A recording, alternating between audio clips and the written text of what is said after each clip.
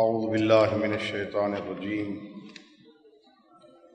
بسم اللہ الرحمن الرحیم الحمد للہ رب العالمین بارئ الخلائق اجمعین والصلاة والسلام والتحیۃ والاکرام علی رسولہ الکریم وأہل بیتہ الطیبین الطاہرین المعصومین الغر المیامین الذین اذہب اللہ عنہم الرجس وطہرہم تطہیرا۔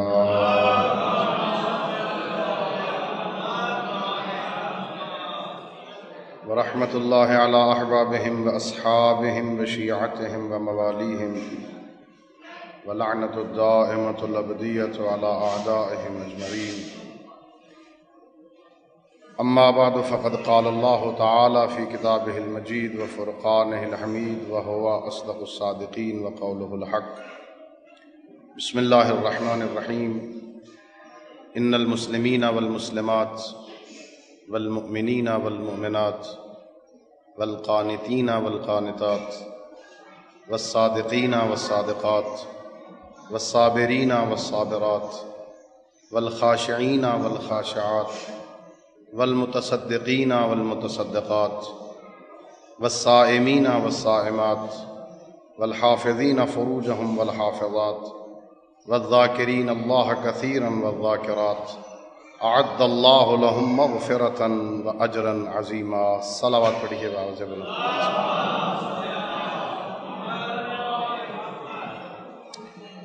میرے دوستو، میرے بزرگوں اور عزیزوں، خداوند قدوس کا لاکھ لاکھ شکر ہے کہ اس ذات احدیت نے، اس مہربان خالق نے ہمیں اس دنیا میں پاکیزہ اور بہترین زندگی بسر کرنے کے لیے اسلام اور تشیع جیسا مذہب عطا کیا، اور ہمیں اللہ نے معصوم رہبر عطا فرمائے۔ دنیا میں اور دنیا کا یہ معاشرہ عورت اور مرد سے مرکب ہے۔ اس دنیا میں اسلام کے علاوہ جتنے مذاہب اور جتنے اسلام سے باہر کے معاشرے ہیں، چاہے وہ معاشرہ پسماندہ ہو یا آج کا متمدن معاشرہ ہو، کسی معاشرے نے بھی عورت کو وہ مقام نہیں دیا جو عزت اور عظمت اسلام نے اسے عطا کی۔ اسلام کے آنے سے پہلے جتنے معاشرے تھے اور جن کا تذکرہ تاریخ میں کیا گیا، اور میں نے ایک طالب علم ہونے کے ناطے جن معاشروں کا مطالعہ کیا ہے، کسی معاشرے میں بھی عورت کو انسان سمجھنا تو دور کی بات ہے، اسے دنیا میں ایک ذلیل اور پست وجود تصور کیا گیا۔ تاریخ انسانیت کے حوالے سے لکھی گئی کتابوں میں مختلف معاشروں کے حالات زندگی اور ان کے معاشرتی حالات پر جب بحث کی گئی تو علماء نے، دانشوروں نے اور محققین نے لکھا کہ قدیم چائنا میں جب کسی گھر میں بچی پیدا ہوتی تو اس بچی کو ایک کپڑے میں اس طرح باندھا جاتا جیسے کوئی گھر کا سامان گٹھڑی میں باندھتا ہے اور پھر اسے لوہے کے کسی صندوقچے میں بند کر دیا جاتا تاکہ اس کا قد زیادہ نہ بڑھنے پائے اور معاشرے میں یہ اپنا وجود تسلیم نہ کروا سکے۔ ہندوستان ایک قدیم ثقافت ہے ہندوؤں کی، اور آپ اور ہم نے قریب سے انہیں لمس کیا ہے۔ ہندوستان میں بھی عورت کا بس اتنا مقام ہے، ہندو معاشرے میں سب سے اچھی عورت اسے تصور کیا جاتا ہے جس کے شوہر کے مرنے پر اسے شوہر کے ساتھ جلا دیا جائے۔ مصر میں دریائے نیل میں جب پانی کم ہوتا تو لوگ اپنی بیٹیوں کو زیب و زینت کروا کے انہیں اچھا لباس پہنا کے دریائے نیل میں غرق کر دیتے، اس لیے کہ دریائے نیل میں پانی زیادہ ہو۔ افریقہ میں بازاروں میں بیٹیوں کو اس طرح فروخت کیا جاتا جس طرح بھیڑ بکریوں کے ریوڑوں کو منڈی میں لا کے فروخت کیا جاتا ہے۔ روم میں عورت کو، بیٹی کو اپنے باپ اور شوہر کی وراثت سے بالکل محروم رکھا جاتا۔ عورت کا یہ حق نہیں ہے کہ وہ اپنے بھائی، اپنے باپ، اپنے شوہر یا کسی عزیز مرد کی وارث قرار پائے۔ یونان میں عورت کو ایک پست، پلید اور شیطانی وجود سے تعبیر کیا جاتا۔ فرانس کے معاشرے میں عورت کو کسی مرد کا وارث بننے کے لیے اتنی کڑی شرائط سے گزرنا پڑتا کہ ان کی تاریخ شاہد ہے 90% سے زیادہ عورتیں وراثت سے محروم ہو جاتی۔ لیکن دنیا کے آسمان پر جب اسلام کا سورج چمکا تو اس نے عورت کے وجود کے ذرے ذرے کو نور عطا کیا۔ عورت کو معاشرے میں عزت عطا کی، عورت کو مرد کے برابر حقوق دیے۔ سورہ مبارکہ احزاب کی آیت نمبر 35 جو میں نے آپ کی خدمت میں تلاوت کرنے کا شرف حاصل کیا ہے، اس آیہ مجیدہ میں اللہ رب العزت نے مغفرت اور اجر عظیم کے لیے جتنے شرائط مردوں کے لیے قرار دیں اتنے شرائط ہی عورتوں کے لیے قرار دیں۔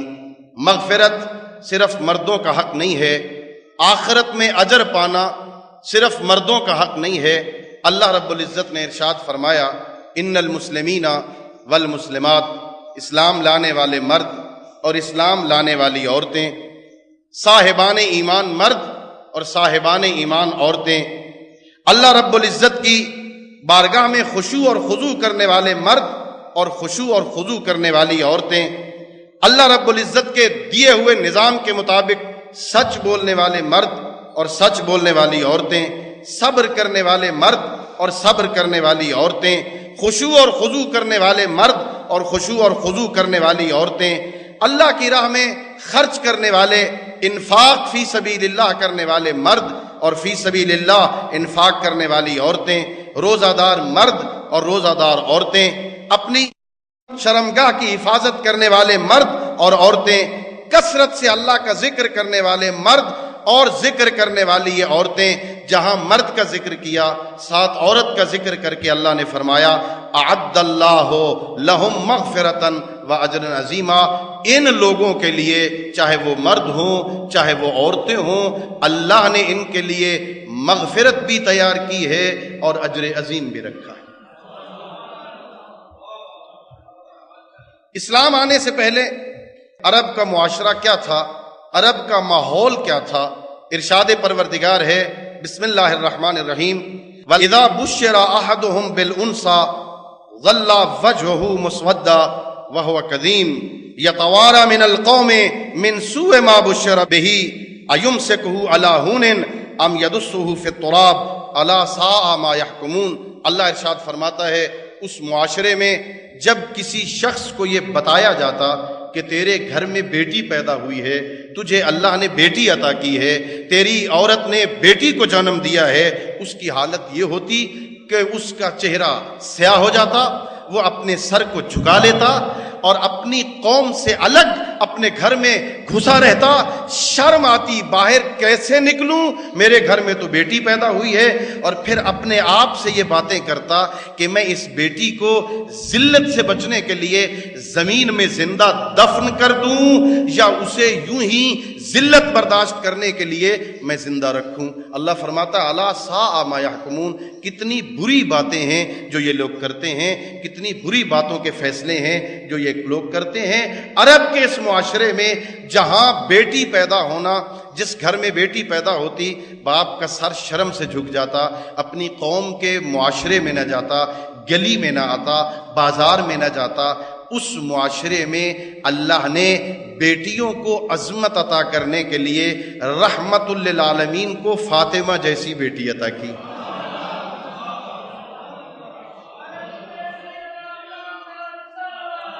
اللہم صلی اللہ علیہ وسلم۔ اللہ رب العزت نے قرآن مقدس میں اور اسلام میں عورت کو اتنا بلند مقام عطا کیا ہے کہ قرآن مجید میں اللہ نے کئی مقامات پر صرف انسان کو خطاب کیا ہے، اور انسان کا خطاب مرد اور عورت دونوں کو شامل ہے۔ اللہ نے انسان کی عظمت کو بیان کرتے ہوئے فرمایا، بسم اللہ الرحمن الرحیم، وَلَقَدْ كَرَّمْنَا بَنِي آدَمَ وَحَمَلْنَاهُمْ فِي الْبَرِّ وَالْبَحْرِ وَرَزَقْنَاهُمْ مِنَ الطَّيِّبَاتِ۔ ہم نے بنی آدم کو اپنی تمام مخلوق پر عزت اور عظمت عطا کی ہے، اور بنی آدم فقط مرد نہیں ہیں، اللہ نے تمام مخلوقات پر جس مخلوق کو عزت اور عظمت عطا کی ہے وہ حضرت آدم کی اولاد ہے، اور حضرت آدم کی اولاد میں مرد بھی ہیں اور عورتیں بھی ہیں۔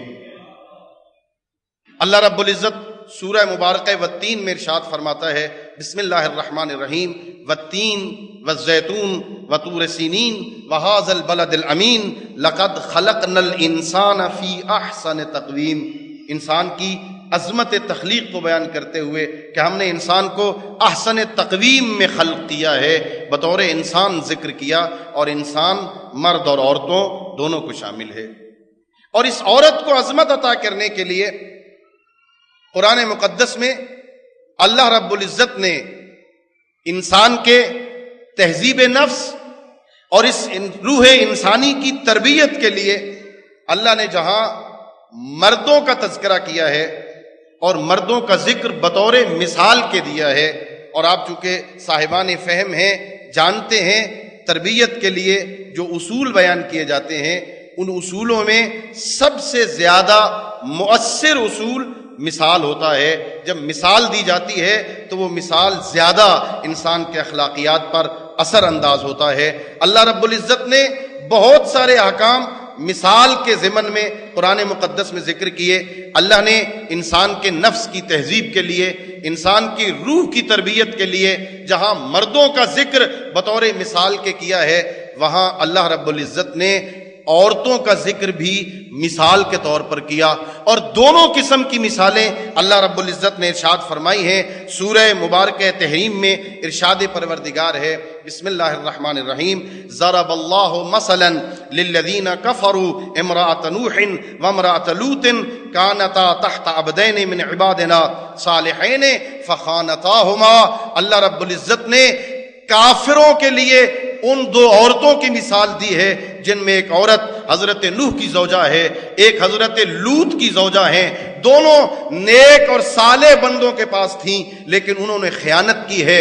کافروں کے لیے ان کو مثال کے طور پر پیش کیا، اور مومنین کے لیے اللہ نے ارشاد فرمایا وَضَرَبَ اللَّهُ مَثَلًا لِلَّذِينَ آمَنُوا امْرَأَتَ فِرْعَوْنَ إِذْ قَالَتْ رَبِّ ابْنِ لِي عِندَكَ بَيْتًا فِي الْجَنَّةِ وَنَجِّنِي مِنْ فِرْعَوْنَ وَعَمَلِهِ وَنَجِّنِي مِنَ الْقَوْمِ الظَّالِمِينَ وَمَرْيَمَ ابْنَتَ عمران۔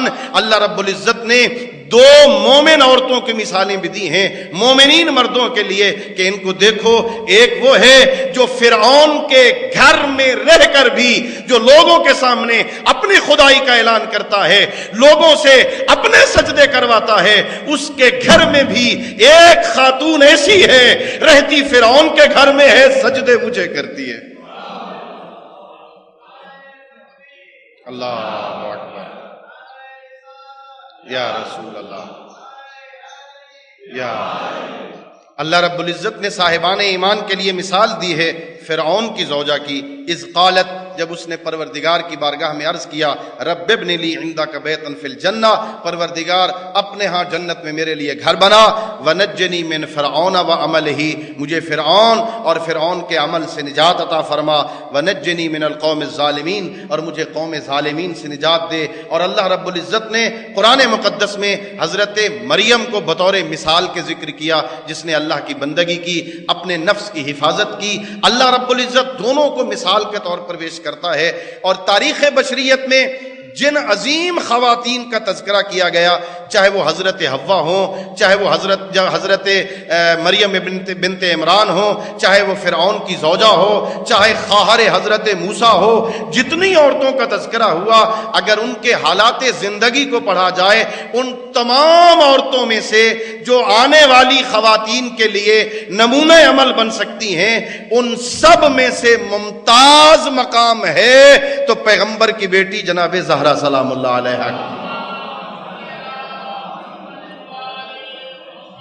مجھے سیرت کے چند پہلو آپ کی خدمت میں عرض کرنے ہیں۔ جناب سیدہ کا خود نام ہی ان کی عزت، ان کی عظمت، ان کی فضیلت کو بیان کرنے کے لیے کافی ہے کہ میرا معصوم امام فرماتا ہے اللہ نے اپنی اس کنیز کا نام فاطمہ اس لیے رکھا کہ یہ اپنے شیعوں کو جہنم کی آگ سے بچانے والی۔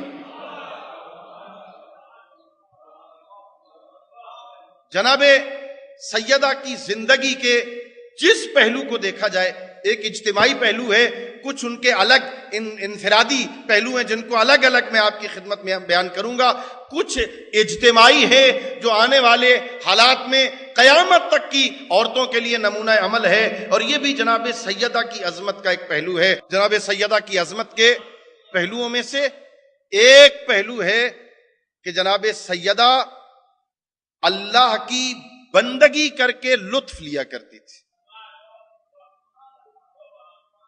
اور ظاہر ہے آپ صاحبان فہم ہیں، جانتے ہیں کہ عبادت میں مزہ وہ بندہ لیتا ہے، عبادت میں لطف اسے آتا ہے جسے اپنے رب کی معرفت ہوتی۔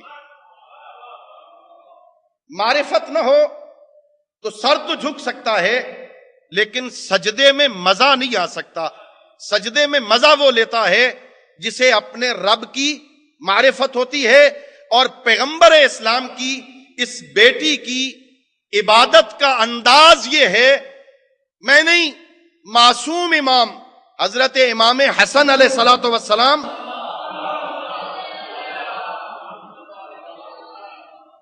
راوی ہیں، وہ روایت کرتے ہوئے ارشاد فرماتے ہیں شب جمعہ تھی، میں اپنی ماں کے پہلو میں تھا، ساتھ بیٹھا ہوا تھا، میری ماں اللہ کی عبادت میں یوں مصروف ہوئی، ساری رات گزر گئی، میری ماں کبھی قیام میں ہے، کبھی رکوع میں ہے، کبھی سجدے میں، ساری رات عبادت کرتی رہی، اور روایت یہاں ختم نہیں ہوئی۔ امام فرماتے ہیں جب صبح صادق نمودار ہوئی تو میں نے ان اپنے کانوں سے سنا، میری ماں زہرا اپنے ہاتھوں کو بلند کر کے دعا کرتی ہیں ہمسایوں کے لیے، محلے والوں کے لیے، کائنات کے شیعوں کے لیے۔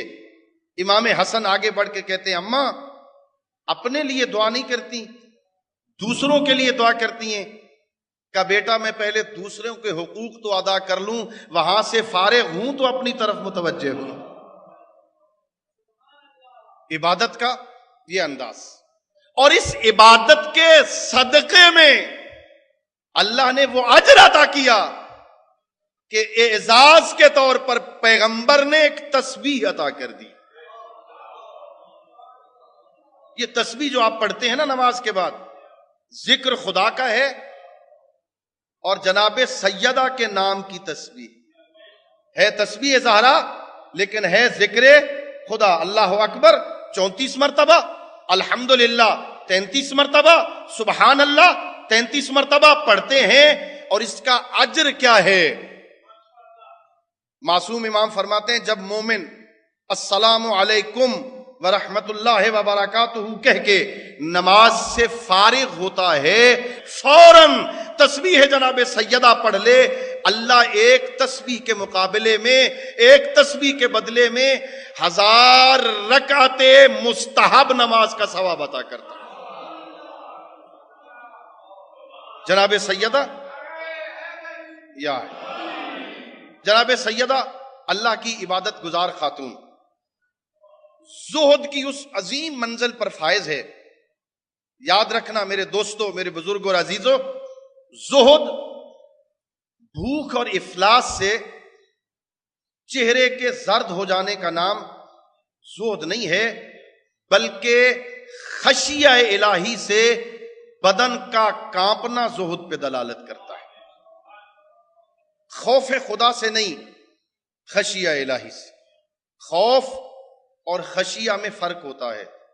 خوف ہوتا ہے کسی کی سختی کو دیکھ کے ڈرا جائے، اچانک کوئی درندہ سامنے آ جائے، اس کی اس حالت کو دیکھ کے بندہ ڈر جائے، یہ مجھے کھا جائے گا۔ کسی کی ہیبت ناکی کو، ہیبت کو دیکھ کے ڈرنا، یہ خوف ہوتا ہے۔ کسی کی عظمت کے سامنے کانپنا خشیہ ہوتا ہے۔ اور یہ جو ہمارے آئمہ محراب مسجد میں کانپتے ہوئے نظر آتے ہیں، یہ آئمہ جو روتے ہوئے نظر آتے ہیں، یہ جو علی حیدر کرار اپنی ریش مبارک کو پکڑ کے آہ من قلت الزاد و بعد سفر کے نعرے بلند کرتا ہے، یوں تڑپتا ہے جیسے مار گزیدہ ہو، یہ عذاب جہنم کا خوف نہیں ہے، اپنے خالق کی عظمت کی وجہ سے ڈرتے۔ زہد خوف، بھوک اور افلاس سے چہرے کے زرد ہونے کا نام نہیں ہے، بلکہ اپنے رب کے احکام پر مکمل عمل کرنے کا نام۔ اور خدا کی خوشنودی کو مد نظر رکھنے کی ایک مثال میں آپ کی خدمت میں پیش کروں، اور یہ بہت بڑی مثال ہے۔ اگر آپ نے اس پہ غور کیا تو میری آقا زادی کی سیرت کا ایک پہلو شاید واضح کرنے میں کامیاب ہو جاؤں۔ جناب سیدہ کی شادی ہوئی، اور شادی کے موقع پر اچھا لباس دلہن کے لیے تیار کیا جاتا ہے۔ اچھا لباس جناب سیدہ کو زیب تن کروایا گیا۔ عرب کا دستور ہے کہ شادی کے اگلے دن دلہن کی ماں اپنی بیٹی کا کھانا لے کے جاتی۔ جناب خدیجۃ الکبریٰ تو تھی نہیں، سرور کونین نے کہا کھانا دو، میں اپنی بیٹی کے لیے خود لے کے جاتا۔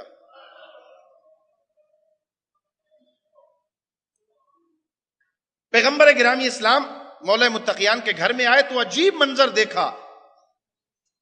سیدۃ نساء العالمین وہی پہلے والا لباس پہنے ہوئی ہیں جو پہلے گھر میں پہنا کرتی تھی، شادی والا لباس اتر گیا۔ پیغمبر گرامی اسلام نے پوچھا میری بیٹی وہ شادی والا لباس کیوں اتار دیا؟ شرم سے سر جھکا کے کہا بابا جب میں حیدر کرار علی ابن ابی طالب مولا کے گھر میں آئی تھی، آدھی رات کا وقت ہوا، میرے دروازے پہ دق الباب ہوا تھا، ایک فقیر شخص نے آ کے کہا تھا وہ بنت پیغمبر آپ کی شادی تو ہو گئی ہے، میری بیٹی کی شادی بھی آج رات ہے، میرے پاس اس کو پہنانے کے لیے لباس کوئی نہیں ہے۔ بابا اس نے آ کے مجھ سے سوال کیا تھا فاطمہ اللہ کے سامنے شرم و حیا کی وجہ سے اپنا لباس بچا نہ سکی، میں نے اللہ کی رضا کے لیے اپنا شادی والا لباس اتار کے دے دیا تاکہ اس کی بیٹی کی شادی ہو جائے، میرا اللہ مجھ پہ راضی ہو جائے۔ یہ زہد کی عظیم مثال، اللہ کی رضا کے لیے اس حد تک آگے گزر جانا. اور اللہ کی رضا کے لیے آپ کے سامنے ہے، مجالس میں کثرت سے بیان ہوتا ہے. سارا دن روزہ ہو، افطاری کا سامان سامنے رکھا ہو اور بس یہی سامان ہو، اس کے علاوہ کچھ نہ ہو، اور دروازے پہ کوئی یتیم آ جائے، کوئی مسکین آ جائے، کوئی اسیر آ جائے اور وہ کہے السلام علیکم یا اہل بیت النبوہ، میں فقیر ہوں، مجھے بھوک لگی ہے، مجھے کھانے کے لیے کچھ دو. دوسرے دن کہے میں مسکین ہوں، پھر کہے میں اسیر ہوں، اور یہ اپنے لیے کچھ بچا کے نہ رکھیں، سارا اٹھا کے دے کے پانی سے روزہ افطار کر کے خالق کا شکر ادا کر کے سو جائیں. ایسے گھر کو فاطمہ کا گھر کہتے. عبادت بھی ہے، زہد بھی ہے، سخاوت بھی ہے، اللہ کی رضا پہ راضی رہنا بھی ہے. اور یہ بہت عظیم منزل ہے، بندہ اللہ کی رضا پر راضی رہے. ہم اگر اللہ کی رضا پہ راضی ہو جائیں تو یہ ایمان کی بلند ترین نشانی ہے، اللہ کی رضا پہ راضی رہنا. اور یہ کتنی مثال ہے آپ کے اور میرے امام حضرت امام محمد باقر علیہ الصلوۃ والسلام کا یہ فرمان ہے. آپ کے ایک بہت بڑے عظیم صحابی ہیں جابر ابن عبداللہ، سامنے آئے تو میرے امام نے پوچھا بتا جابر کیسے وقت گزر رہا ہے؟ کہا مولا میں بیماری کو صحت پر ترجیح دیتا ہوں، میں موت کو زندگی پر ترجیح دیتا ہوں، میں غربت کو ثروت پر ترجیح دیتا ہوں، میں بیماری کو صحت پر ترجیح دیتا ہوں، بیمار رہوں گا اللہ یاد آئے گا، میں زندگی پر موت کو ترجیح دیتا ہوں، بارگاہ رب العزت میں پہنچ جاؤں گا، میں غربت کو ترجیح دیتا ہوں ثروت پر، غریب رہوں گا اللہ یاد رہے گا. اور ظاہر یہ اگر آپ اور ہم سے پوچھا جائے تو یہ ایمان کی اور معرفت کی بہت بلند منزل ہے. کوئی بندہ بیماری کو پسند کرے، کوئی بندہ موت کو پسند کرے، کوئی بندہ غربت کو پسند کرے تاکہ اللہ یاد رہے. جب اس نے جواب دے لیا تو مولا کی خدمت میں عرض کرتا ہے یبن رسول اللہ، آپ نے مجھ سے تو پوچھ لیا ہے، ذرا آپ بتائیں آپ کا وقت کیسے گزر رہا ہے؟ فرمایا جابر یہ تیری معرفت ہے کہ تو صحت پر بیماری کو ترجیح دیتا ہے، تو غربت کو ثروت پہ ترجیح دیتا ہے، تو موت کو زندگی پہ ترجیح دیتا ہے، یہ تیری معرفت ہے. ہماری معرفت یہ ہے جس حالت میں وہ رکھے ہم اسی پہ راضی. وہ بیمار دیکھنا چاہے تو ہم اس پہ راضی ہیں، وہ غربت میں دیکھنا چاہے ہم اس پہ راضی ہیں، وہ جس حال میں دیکھنا چاہے ہم اسی حال پہ راضی. راضی بے رضا رہنا. جناب سیدہ فاطمہ الزہرا سلام اللہ علیہا اللہ کی رضا پہ اتنی راضی، کبھی زندگی میں گھر میں غربت کا شکوہ نہیں کیا، کبھی شکوہ نہیں کیا. ابو طالب کے لال میں تو ملیکۃ العرب کی بیٹی ہوں، کبھی شکوہ نہیں کیا میں تو سید المرسلین کی بیٹی ہوں. اللہ کی رضا پہ راضی. بہت بڑا واقعہ تاریخ کا، جنگ خیبر فتح ہوئی، بڑا مال غنیمت ملا مسلمانوں کو، بڑا مال غنیمت ملا مسلمانوں کو. سونا ہتھوڑوں کے ساتھ توڑ کے مجاہدوں میں تقسیم کیا گیا. علی حیدر کرار فاتح خیبر ہیں، دوسروں سے زیادہ نہ ملا ہو، دوسروں جتنا تو ملا ہوگا. جب مال غنیمت لے لیا ابو طالب کے لال نے تو میدان کے اس کونے میں دیکھا کچھ بچے ہیں، کچھ عورتیں ہیں. اپنے غلام کو حکم دیا جا پتہ کر کے یہ بچے کون ہیں، یہ عورتیں کون ہیں. غلام گیا پتہ کر کے آیا، کہا مولا یہ یتیم بچے ہیں، بیوہ عورتیں ہیں، کہہ رہی ہیں کہ آج مسلمانوں کو بہت بڑی فتح نصیب ہوئی ہے، بڑا مال غنیمت ملا، کہ اس مال غنیمت میں ان یتیم بچوں اور بیوہ عورتوں کا بھی کوئی حق ہے؟ ابو طالب کے لال نے کہا جاؤ ان کو بلا کے لے آؤ، علی ان کا حق دیتا ہے. یتیم بچے آئے، بیوہ عورتیں آئیں، جتنا مال غنیمت ملا تھا اٹھا کے یتیم بچوں میں بیوہ عورتوں میں تقسیم کیا. خالی زلف کار لے کے گھر پہنچے، گھر آئے، دق الباب کیا، اندر داخل ہوئے. السلام علیکم یا بنت رسول اللہ، رسول زادی علی کا سلام. کہ وعلیکم السلام یا ابا الحسن، مولا میرا بھی سلام. مولا میں نے سنا ہے آپ فاتح خیبر ہیں. کہ اللہ نے یہ اعزاز مجھے عطا کیا ہے، یا علی مبارک ہو۔ خیر مبارک کے بعد بنت پیغمبر نے ایک سوال کیا، یا ابوالحسن میں نے سنا ہے بڑا مال غنیمت ملا مسلمانوں کو، آپ خالی ذوالفقار لے کے آئے ہیں، لوگ مال غنیمت اونٹوں پہ لاد لاد کے لا رہے ہیں، کیا آپ کو مال غنیمت نہیں ملا؟ ابو طالب کے لال نے چہرے سے لے کر پیر تک ایک مرتبہ بنت پیغمبر کو دیکھ کے کہا، بنت پیغمبر ماں ملا تو مجھے بھی تھا، لیکن اللہ کی رضا کے لیے یتیم بچوں میں، بیوہ عورتوں میں تقسیم کرایا ہوں۔ او غیرت مندو، دنیا کی کوئی اور عورت ہوتی اپنے شوہر کا گریبان پکڑ کے جھنجھوڑ کے کہتی بچوں کے فاقوں کا احساس نہیں ہے، گھر کی غربت کا خیال نہیں ہے، لیکن یہ بنت پیغمبر تھی۔ علی کا جواب سنا، مصلی عبادت بچھایا، سجدہ شکر ادا کر کے کہا، اور میرا اللہ تیرا لاکھ لاکھ شکر ہے، تو نے مجھے علی جیسا شوہر نصیب کیا۔ اللہ کی رضا پہ راضی۔ اللہ جس حالت میں رکھنا چاہے اس حالت پہ راضی ہے۔ کبھی بھی اپنے شوہر کے گھر میں کبھی کسی شے کی تمنا نہیں کی۔ بیوی ہونے کے ناطے یہ کردار ہے جناب سیدہ کا، شادی سے لے کے شہادت تک ایک واقعہ تاریخ میں نہیں ملتا بنت پیغمبر نے کسی شے کی تمنا کی۔ یہ نمونہ ہے قیامت تک آنے والی خواتین کے لیے کہ اپنے شوہروں کو ناجائز تمنائیں کر کے رزق حرام کمانے پہ مجبور نہ کرو۔ رزق حلال آ جائے، تھوڑا آ جائے، اسی پہ صبر کرو، اسی پہ اکتفا کرو۔ ناجائز تمنائیں کر کے انہیں رزق حرام لانے پہ مجبور نہ کرو کہ گھر میں جب رزق حرام آئے گا، رزق حرام بچے کھائیں گے، ان کا اخلاق بگڑ جائے گا، یہ تمہارے نافرمان ہو جائیں گے۔ پھر معصوم کہتے ہیں جب تمہاری اولاد تمہاری نافرمان بن جائے تو ان کی ملامت نہ کرنا، اپنی ملامت کرنا۔ ساری زندگی کسی شے کی تمنا نہیں کی، اور شوہر کے گھر میں زندگی کیسے بسر کی۔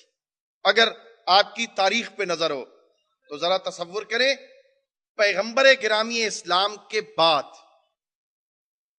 اور جناب سیدہ کی شہادت سے پہلے اس شہر میں، اس مملکت میں حالات کیسے تھے، اور علی حیدر کرار کن حالات کا مقابلہ کر رہا تھا۔ خود مولا متقیان کہتے ہیں جب میں باہر کا ستایا ہوا گھر میں آتا، بنت پیغمبر اس طرح مسکرا کر میرا استقبال کرتی کہ علی کے سارے غم غلط ہو جاتے۔ شوہر کے گھر میں زندگی بسر کرنے کا ڈھنگ کیا ہے؟ مشکلات میں اپنے شوہر کے ساتھ مل کر مشکلات کا مقابلہ کرنا، یہ جناب سیدہ کی سیرت۔ مشکلات میں مرد کو اکیلا نہ چھوڑو، اس کے ساتھ مل کر ان مشکلات کا مقابلہ کرو۔ گھر سے باہر سے ستایا ہوا، سارا دن مزدوری کر کے، سارا دن رزق حلال کما کے جب شام کو گھر آئے تو اس طرح ان کا استقبال کرو کہ اس کی ساری تھکاوٹ اتر جائے۔ ایسے چہرے کے ساتھ، ایسی باتوں کے ساتھ استقبال نہ کرو کہ اس بیچارے کا اور بلڈ پریشر ہائی ہو جائے، وہ اور مشکلات کا شکار ہو جائے۔ جناب سیدہ کی سیرت بتاتی ہے اتنے مشکل حالات میں بھی، روایت میں میں نے پڑھا مولا جنگ کرنے جاتے، پیغمبر کی بیٹی دروازے پر انتظار کیا کرتی تھی۔ جب جنگ سے واپس لوٹتے جناب سیدہ بڑھ کر استقبال کیا کرتی، مرحبا، خوش آمدید کی صدائیں بلند کرتی۔ اور میں نے ان اپنی آنکھوں سے پڑھا، خود مولا متقیان کے ہاتھ سے تلوار لیتی اور علی حیدر کرار کی خون آلود تلوار کو فاطمہ اپنے ہاتھوں سے صاف کیا۔ شوہر کے گھر میں زندگی بسر کرنے کا ڈھنگ جناب سیدہ نے یوں بیان کیا اور فرمایا، دیکھو مرد اور عورت کے درمیان جو محبت کا رشتہ ہے وہ تبھی قائم ہو سکتا ہے، وہ تبھی قائم رہ سکتا ہے کہ ہر دو اپنے اپنے حقوق کا خیال رکھے۔ اور یہ حقوق کے خیال رکھنے کی انتہا ہے کہ علی حیدر کرار فرماتے ہیں جتنی عرصہ پیغمبر کی بیٹی میرے گھر میں رہی، نہ کبھی فاطمہ مجھ پہ ناراض ہوئی نہ میں کبھی فاطمہ پہ ناراض ہوا. ایک لمحہ بھی ایسا نہیں آیا کہ فاطمہ مجھ پہ ناراض ہوئی ہو، میں نے فاطمہ کو ناراض کیا ہو یا فاطمہ نے مجھے ناراض کیا. اس طرح حسن سلوک کے ساتھ اپنے گھر کے ماحول کو آگے لے کے چلتی.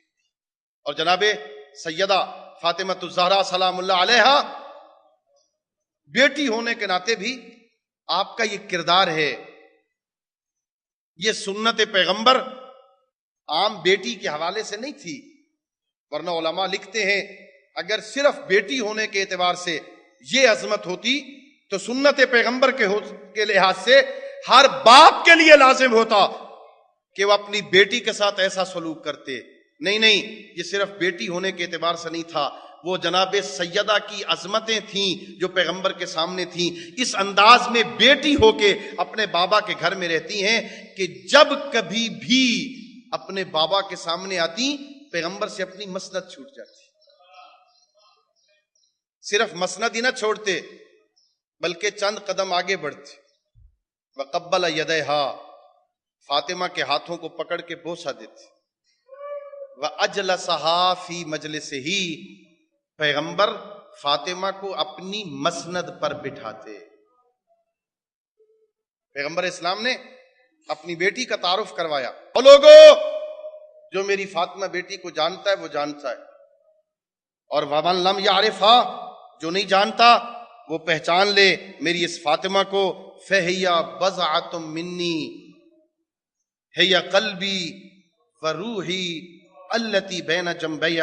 او لوگو، یہ میرا جگر ہے، یہ فاطمہ میرا روح ہے جو میرے پہلو میں دھڑکتا ہے. یہ فاطمہ عام بیٹی نہیں ہے، اس فاطمہ کو جس نے اذیت دی اس نے مجھے اذیت دی. بیٹی ہونے کے ناطے اس انداز میں جناب سیدہ نے اپنے بابا کے گھر میں وقت گزارا کہ پیغمبر کو کہنا پڑا الفاطمہ تو ام ابیہا، فاطمہ اپنے باپ کی ماں ہے. اور جب میں نے اس حدیث کی تفسیر کا مطالعہ کیا تو ظاہر فاطمہ تو بیٹی تھی، ماں تو نہیں تھی. میں نے روایتوں میں پڑھا، مفسرین نے، علماء نے اس حدیث کی تفسیر کرتے ہوئے فرمایا فاطمہ اپنے باپ کی ماں اس لیے تھی کہ ماں اپنے بیٹے پہ رحم کرتی ہے، ماں اپنے بیٹے سے محبت کرتی ہے. بیٹے کو دکھ ہو، تکلیف ہو، ہر کوئی سو جائے، ماں نہیں سوتی ہے. جس طرح ماں اپنے بیٹے سے محبت کرتی ہے اور اس کے دکھوں میں آرام نہیں کرتی ہے، فاطمہ کو بھی اس وقت تک چین نہیں آتا تھا جب تک پیغمبر کسی مشکل میں مبتلا ہوتے تھے. پیغمبر گرامی اسلام سفر سے آتے اپنی گود میں اپنا بابا کا سر لیتے، اپنے بابا کے بالوں میں انگلیاں ڈال کے پیار کے لہجے میں پوچھتی بابا سفر کیسے گزرا ہے.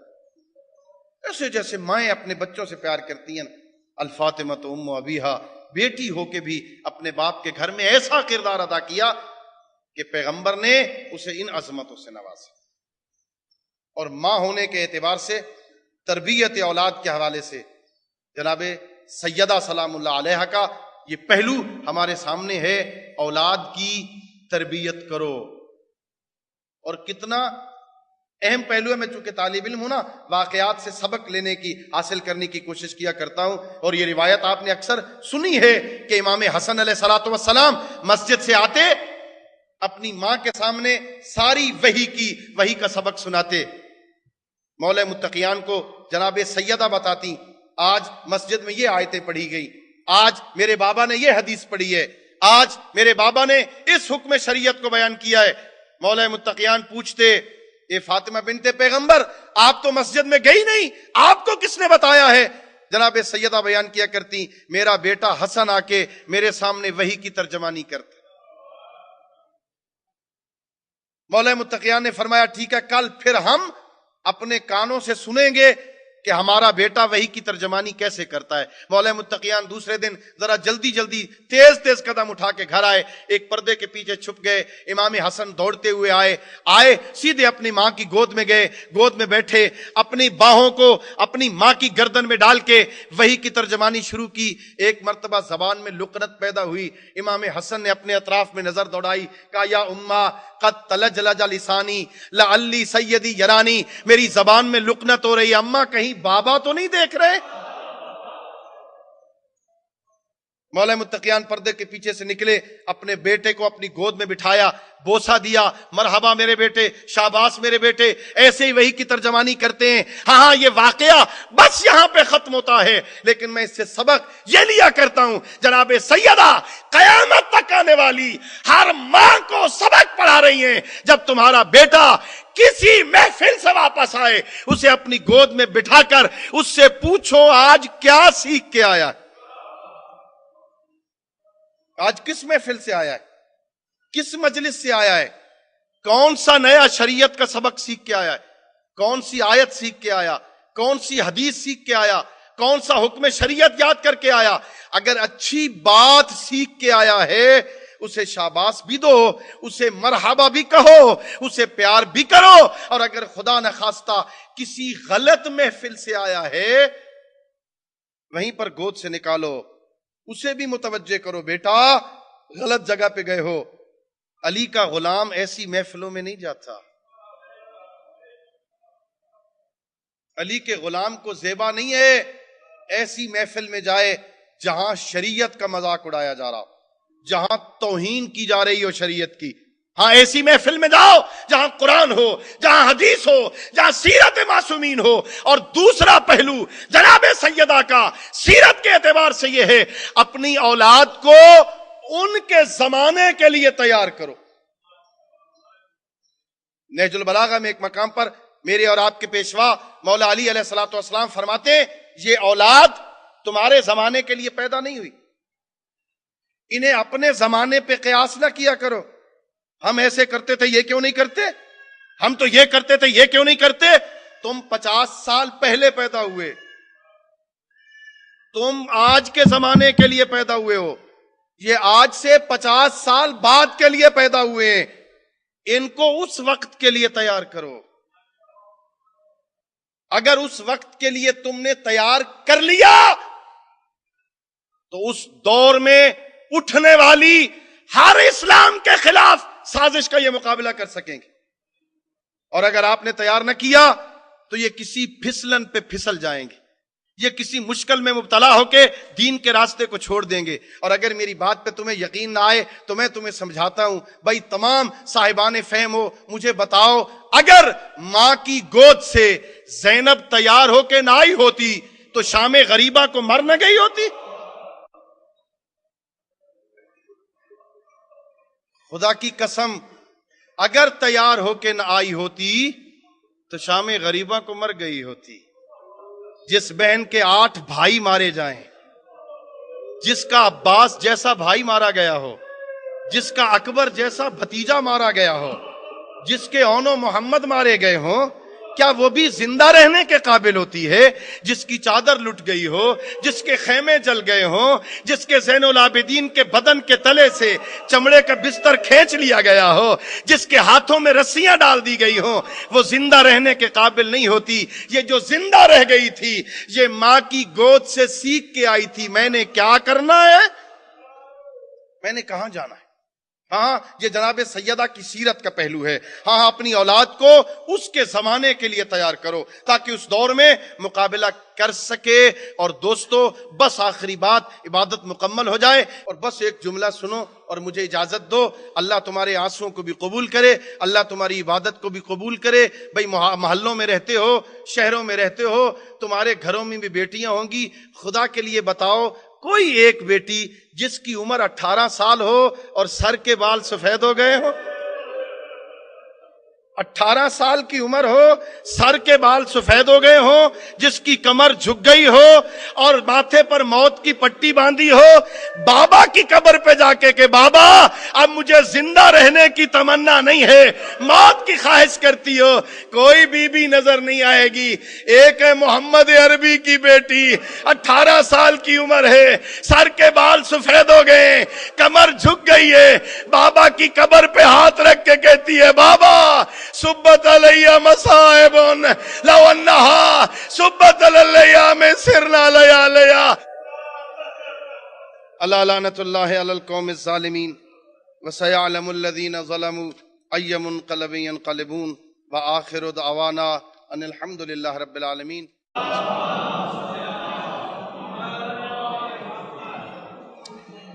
मेरे दोस्तों, मेरे बुजुर्गों और अजीज़ों, खुदावंद कुद्दूस का लाख लाख शुक्र है कि उस ज़ात अहदियत ने, उस मेहरबान खालिक ने हमें इस दुनिया में पाकीज़ा और बेहतरीन ज़िंदगी बसर करने के लिए इस्लाम और तशय्यो जैसा मज़हब अता किया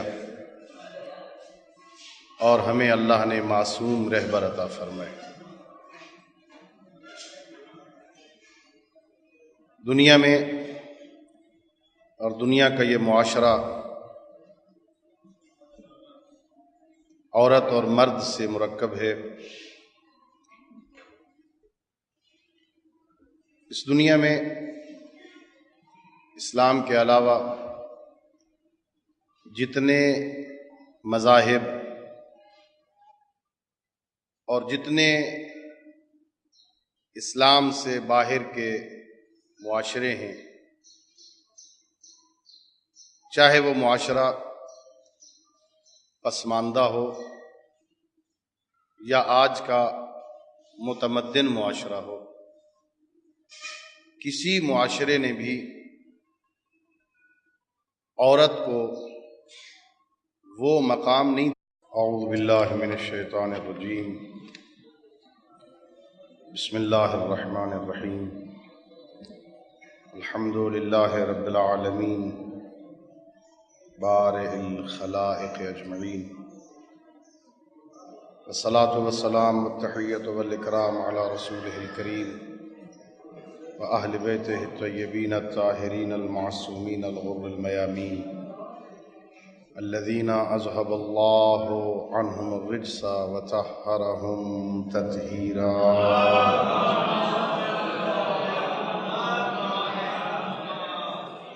व रहमतुल्लाहि अला अहबाबिहिम व अस्हाबिहिम व शियअतिहिम व मवालीहिम व लअनतुद दाइमतुल अबदिय्यतु अला अअदाइहिम अजमईन। अम्मा बाद फ़क़द क़ाल अल्लाहु तआला फ़ी किताबिहिल मजीद व फ़ुरक़ानिहिल हमीद व हुवा अस्दक़ुस सादिक़ीन व क़ौलुहुल हक़। बिस्मिल्लाहिर रहमानिर रहीम।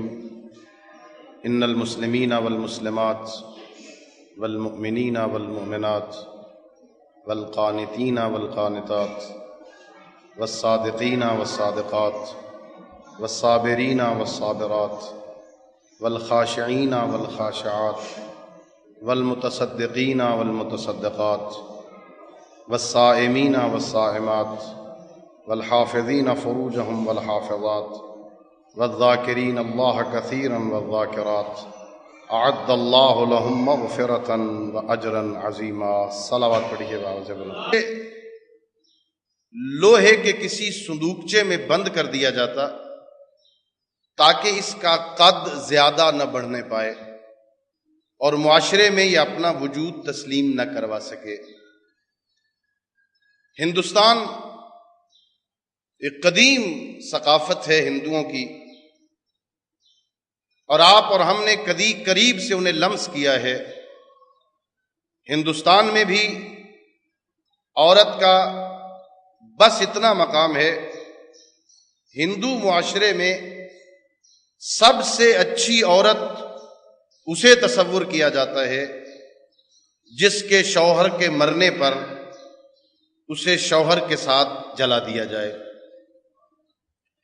مصر میں دریائے نیل میں جب پانی کم ہوتا تو لوگ اپنی بیٹیوں کو زیب و زینت کروا کے انہیں اچھا لباس پہنا کے دریائے نیل میں غرق کر دیتے، اس لیے کہ دریائے نیل میں پانی زیادہ ہو۔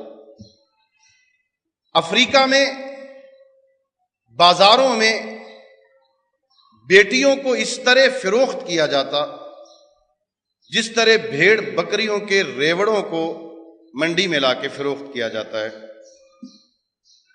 روم میں عورت کو، بیٹی کو اپنے باپ اور شوہر کی وراثت سے بالکل دیا، جو عزت اور عظمت اسلام نے اسے عطا کی۔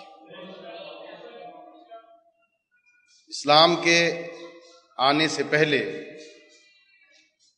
جتنے معاشرے تھے اور جن کا تذکرہ تاریخ میں کیا گیا، اور میں نے ایک طالب علم ہونے کے ناطے جن معاشروں کا مطالعہ کیا ہے، کسی معاشرے میں بھی عورت کو انسان سمجھنا تو دور کی بات ہے، اسے دنیا میں ایک ذلیل اور پست وجود تصور کیا گیا۔ تاریخ انسانیت کے حوالے سے لکھی گئی کتابوں میں مختلف معاشروں کے حالات زندگی اور ان کے معاشرتی حالات پر جب بحث کی گئی تو علماء نے، دانشوروں نے اور محققین نے لکھا کہ قدیم چائنا میں جب کسی گھر میں بچی پیدا ہوتی تو اس بچی کو ایک کپڑے میں اس طرح باندھا جاتا جیسے کوئی گھر کا سامان گٹھڑی میں باندھتا ہے، اور پھر اسے محروم رکھا جاتا۔ عورت کا یہ حق نہیں ہے کہ وہ اپنے بھائی، اپنے باپ، اپنے شوہر یا کسی عزیز مرد کی وارث قرار پائے۔ یونان میں عورت کو ایک پست، پلید اور شیطانی وجود سے تعبیر کیا جاتا۔ فرانس کے معاشرے میں عورت کو کسی مرد کا وارث بننے کے لیے اتنی کڑی شرائط سے گزرنا پڑتا کہ ان کی تاریخ شاہد ہے 90% سے زیادہ عورتیں وراثت سے محروم ہو جاتی۔ لیکن دنیا کے آسمان پر جب اسلام کا سورج چمکا تو اس نے عورت کے وجود کے ذرے ذرے کو نور عطا کیا۔ عورت کو معاشرے میں عزت عطا کی، عورت کو مرد کے برابر حقوق دیے۔